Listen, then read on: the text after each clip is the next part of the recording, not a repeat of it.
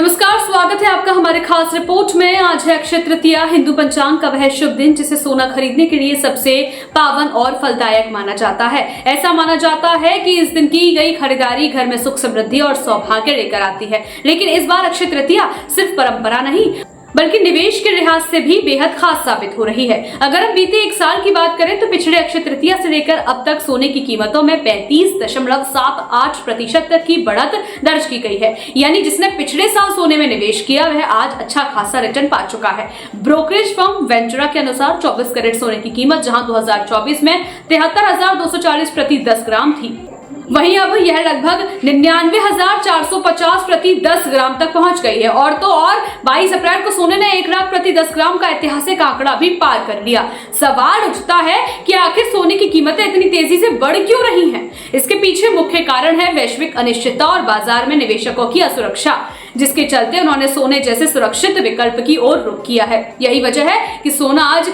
निवेश का भरोसेमंद विकल्प बन चुका है। बात करें क्षेत्रीय मांग की तो वेंचुरा की रिपोर्ट बताती है कि देश भर में अक्षय तृतीया के मौके पर सबसे ज्यादा सोना दक्षिण भारत में खरीदा जाता है, जहां कुल मांग का 40% हिस्सा आता है। इसके बाद पश्चिम भारत का 25%, पूर्व का 20% और उत्तर भारत का 10% योगदान होता है।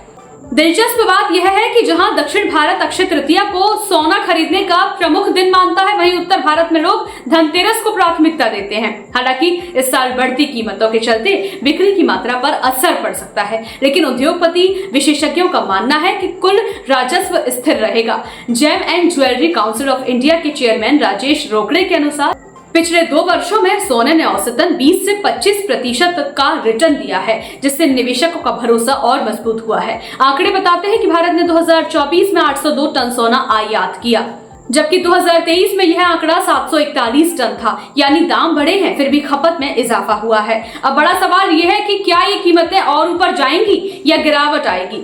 कमोडिटी विशेषज्ञों के अनुसार हाल की तेजी के बाद थोड़ी बहुत गिरावट की संभावना है। ऐसे में अगर आप निवेश करने की सोच रहे हैं तो थोड़ा सतर्क रहना जरूरी होगा। न्यूज अपडेट के लिए बने रहिए खबरनामा के साथ।